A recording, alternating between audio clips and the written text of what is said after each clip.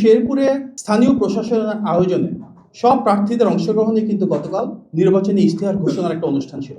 সেখানে প্রত্যেকটা দলের জন্য সুনির্দিষ্ট আসন ছিল যেখানে তারা বসবেন। জামাত ইসলামের নেতৃবৃন্দ সেখানে সব আসন তথা চেয়ারগুলো আগে থেকে দখল করে রেখেছে এবং বিএনপির যারা নেতাকর্মী রয়েছে ওনাদের জন্য যে নির্দিষ্ট আসনগুলো রয়েছে সেই চেয়ারগুলো ছাড়ছিলেন না। প্রশাসন বারবার আহ্বান জানানোর পরও তারা কিন্তু সেই চেয়ারগুলো ছাড়তে অস্বীকৃতি জানিয়েছিলেন। চেয়ারে বসার মতন খুব তুচ্ছ একটা ঘটনাকে কেন্দ্র করে শেরপুরে যে সহিংসতা এবং সংঘাত আমরা দেখেছি সেটি কোনোভাবেই কাম্য নয়। গণ অভ্যুত্থানের পর আমাদের সবার প্রত্যাশা ছিল এমন একটি নির্বাচন যেখানে পরিবেশ হবে উৎসবমুখর, যেখানে সবাই আন্তরিকতা নিয়ে এগিয়ে আসবে, কোনো সংঘাত থাকবে না।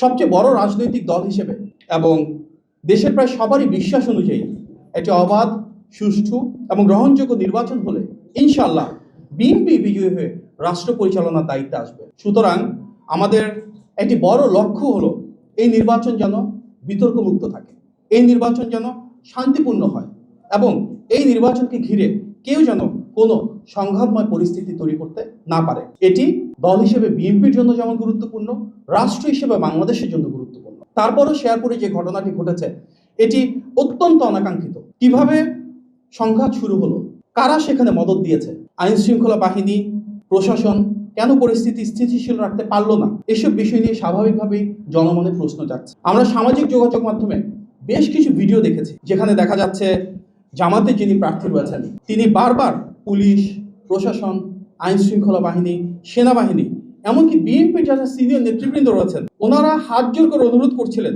যে সংঘর্ষ এড়ানোর জন্য যেন তিনি বিকল্প রাস্তা দিয়ে যান। তারপরও সেই প্রার্থী ঠিক ওই রাস্তা দিয়ে যাওয়ার সিদ্ধান্ত নিয়েছেন এবং তিনি বারবার বলছিলেন জীবন যায় যাক, এই সংঘাতকে এড়ানো যেত না।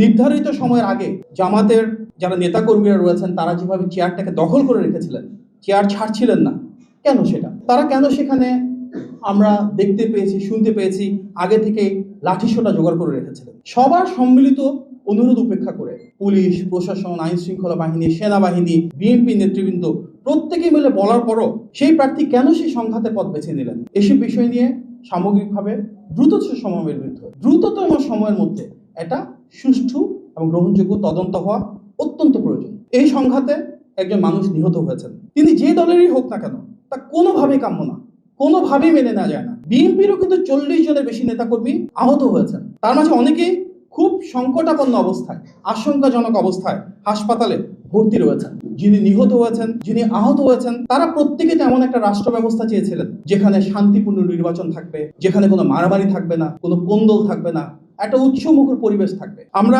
সামগ্রিকভাবে প্রশাসন ও আইন শৃঙ্খলা বাহিনীকেও আরো জোরালো ভূমিকা রাখার আহ্বান জানাচ্ছি। আমরা সেই ফ্যাসিবাদের আমলে ঘুরে ফেরত যেতে চাই না যেখানে কোনো কিছু হলে দোষারোপের রাজনীতি হবে, কোনো কিছু হলেই সেটাকে নিয়ে স্বার্থ হাসিলের একটা নতুন বয়ান তৈরি করা হবে। আমরা চাই সুষ্ঠু তদন্ত, পাশাপাশি সবাইকে আহ্বান জানাতে চাই কেউ যেন কোনো উস্কানি না দেন, কেউ যেন উস্কানিতে পা না দেন।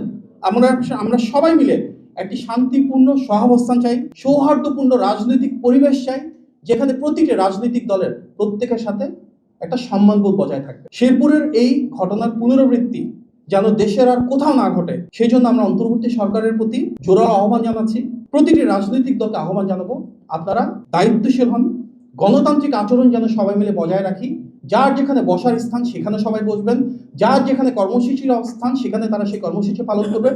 গণতান্ত্রিক এই সৌন্দর্যটা যদি বজায় থাকে তাহলে ইনশাল্লাহ আমরা সবাই মিলে এই নির্বাচনী পথযাত্রায় একসাথে চলে গণতন্ত্রকে সুপ্রতিষ্ঠিত করব।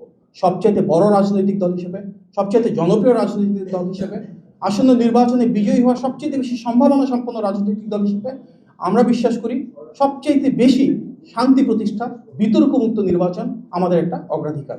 আমরা এই জন্য প্রতিটি রাজনৈতিক দলের কাছ থেকে সহযোগিতা প্রত্যাশা করি। অবশ্যই বলছি যে এখানে একটা সুষ্ঠু তদন্ত হওয়া উচিত এবং স্বাভাবিকভাবে আইন শৃঙ্খলা বাহিনী, প্রশাসন যারা রয়েছেন ওনারা জোরালো ভূমিকা রাখবেন এবং প্রতিটি রাজনৈতিক দলের কিন্তু সমন্বিতভাবে সেই ভূমিকাকে আরো এগিয়ে নিতে হবে।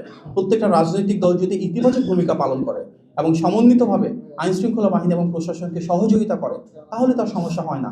আমরা দেখেছি গতকাল আইন শৃঙ্খলা বাহিনী, প্রশাসন, সেনাবাহিনী ওনারা বারবার অনুরোধ করছিলেন যেন বিএনপি নেতাকর্মীদের জন্য নির্ধারিত স্থানে তাদেরকে বসতে দেওয়া হয় কিংবা একটা নির্দিষ্ট পথ পরিহার করে যেন ভিন্ন রাস্তায় যাওয়া হয়। ওনাদেরকে যদি সব রাজনৈতিক দল এভাবে সহযোগিতা করতো তাহলে এই ধরনের অনাকাঙ্ক্ষিত এবং খুব দুঃখজনক ঘটনাগুলো আর পুনরাবৃত্তি হবে না। সুতরাং একই সাথে আমরা অন্তর্বর্তী সরকারকে আহ্বান জানাবো আইন শৃঙ্খলা পরিস্থিতি যেন জোরদার হয়।